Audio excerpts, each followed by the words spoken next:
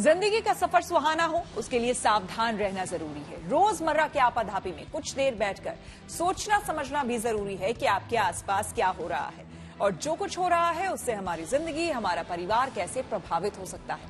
इसलिए हॉर्न बजाकर बाखबर करने वाली खबर जरूरी होती है। और आज की ये खबर उत्तर प्रदेश के एक ऐसे स्कूलों से जुड़ी हुई है जो कई कक्षाओं की पढ़ाई सिर्फ एक ही कमरे में कराते हैं। सोचिए, किसी एक कमरे में पहले से 5वीं तक के करीब 5 दर्जन बच्चे अगर बैठे हों तो वहां पढ़ाई कैसे हो सकती है। हैरत की बात यह भी है कि ऐसा ही एक स्कूल दिल्ली के करीब नोएडा के एक इलाके में मौजूद है और यहां बच्चों के लिए टॉयलेट तक नहीं है। यकीनन ये मामला सिस्टम की लापरवाही का है, इसलिए इसे लेकर हॉर्न बजाना जरूरी है।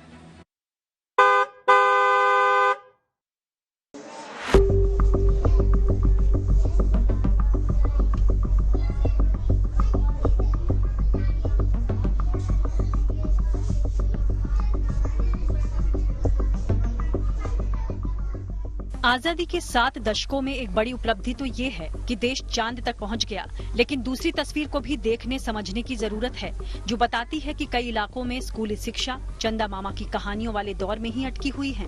एक तरफ चंद्रयान है जो विज्ञान की तरक्की का सबूत है, दूसरी तरफ नोएडा का ये स्कूल है जो ज्ञान के मामले में सिस्टम की लापरवाही का नमूना है। आज अपने वैज्ञानिकों की उपलब्धियों पर गर्व है, लेकिन कल की जिम्मेदारी जिन बच्चों के कंधों पर है उनकी पढ़ाई लिखाई को लेकर चिंता भी लाजमी है। इसलिए भी क्योंकि ये जिस स्कूल की कहानी है वो देश की राजधानी दिल्ली से कुछ किलोमीटर की दूरी पर है। यूपी के ग्रेटर नोएडा में दादरी का ये स्कूल प्रशासन की बेख्याली का एक ऐसा प्रमाण है जिसे लेकर हॉर्न बजाना जरूरी है। सबसे पहले आपको बताते हैं कि सरकारी स्कूलों की बदहाली दिखाने के लिए हमने इस स्कूल को ही आखिर क्यों चुना। असल में ये स्कूल नहीं, एक चमत्कार है जहां एक ही कमरे में कक्षा 1 से 5 तक के 55 बच्चे पढ़ते हैं। लेकिन असली कमाल ये है कि स्कूल कई सालों से यूं ही चल रहा है, यानी हालात चाहे जैसे हों, शिक्षक, बच्चे और उनके माता पिता का इस स्कूल पर भरोसा बना हुआ है।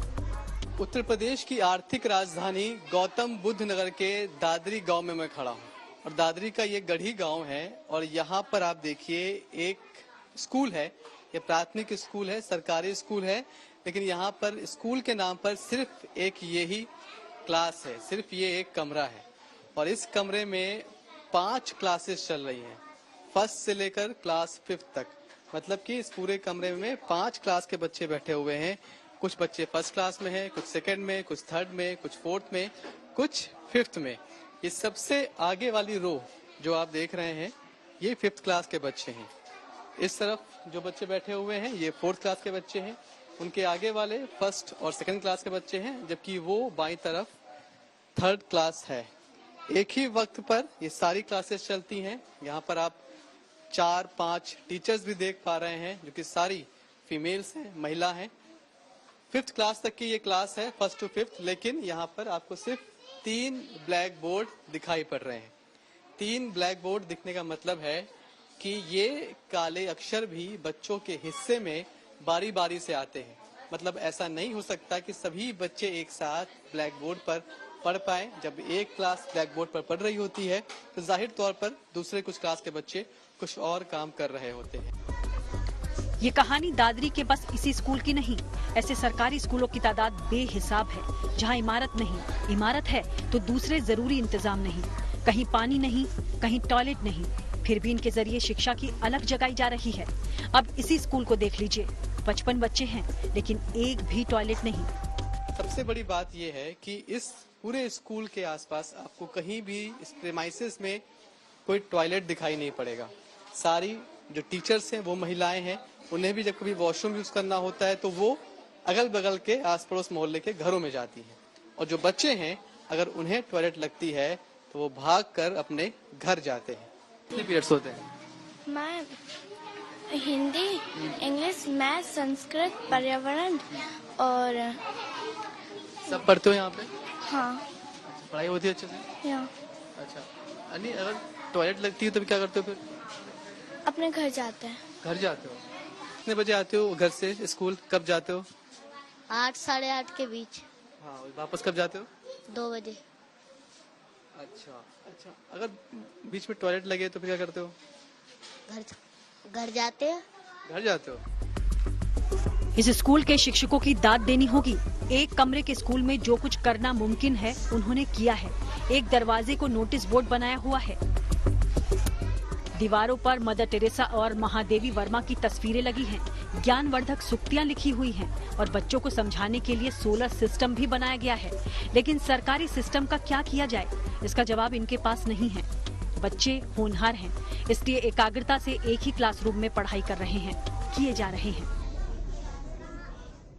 ये स्कूल काफी दिनों से यहीं पर है, लेकिन इस तरह से यहाँ पर पढ़ाई चल रही है। एक टीचर 5 क्लास, एक क्लासरूम, 5 टीचर्स, 5 क्लासेस। इस पूरे एक कमरे में लगभग 55 बच्चे बैठते हैं, जो कि अलग अलग क्लास के हैं, आप देख ही रहे हैं। और बड़ी बात यह है कि आप ये भी सोचिए कि इन छोटे छोटे बच्चों की कंसंट्रेशन पावर कितनी अच्छी होगी, या फिर इन बच्चों को अपना दिमागी जो कंसंट्रेशन पावर है वो उन्हें कितनी ज्यादा बढ़ानी पड़ती होगी या उसके लिए मेहनत करनी पड़ती होगी। क्योंकि अगर एक तरफ क्लास चल रही है तो बाकी चारों क्लासेस की भी आवाजें उनके कानों में पहुंचती हैं। ऐसे में वो सिर्फ अपनी क्लास पर फोकस करते हैं, अपनी पढ़ाई पर फोकस करते हैं। ये भी इन बच्चों के लिए बड़ा चैलेंज है। बहुत सारी बातें विकास की, पढ़ाई की, बेटियों की होती है, लेकिन वो सारी बातें और दावे इस स्कूल के एक छोटे से कमरे में, यूं कहें कि इस प्राथमिक स्कूल के इकलौते क्लासरूम में आकर वो सारे दावे, सब कुछ यहाँ पर फेल होता हुआ दिखाई पड़ता है। ना तो बच्चों के लगन में कमी है और ना टीचर्स के कमिटमेंट में। एक ही ब्लैक बोर्ड पर 2 क्लास के बच्चों को पढ़ा लेना कोई आसान काम नहीं, लेकिन यहाँ ये हुनर दिखाना पड़ता है। हालांकि कोई पूछ सकता है कि ये हाल आखिर क्यों है। ना तो सरकार के पास पैसे की कमी है और ना दूसरे संसाधनों की। तब शायद ये लापरवाही का मामला है, वरना 2-3 कमरे और एक टॉयलेट बनवा देना कोई बड़ी बात नहीं है। ये खबर भी हम इसलिए दिखा रहे हैं कि ऐसे स्कूलों की तरफ प्रशासन की नजर जाए और किसी बच्चे को कम से कम टॉयलेट के लिए स्कूल छोड़कर घर जाने की जरूरत न पड़े।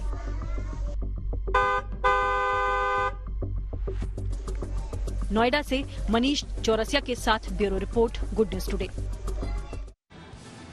नोएडा के इस स्कूल के हालात पर हमने बेसिक शिक्षा अधिकारी ऐश्वर्या लक्ष्मी से बात की। सुनिए क्या कह रही हैं वो।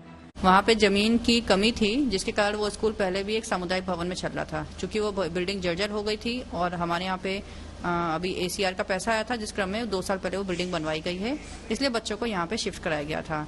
और कोशिश की जा रही है कि जल्दी वहाँ पे एक टॉयलेट वगैरह की व्यवस्था करा दी जाए, ताकि टीचर्स को, बच्चों को कोई समस्या न हो।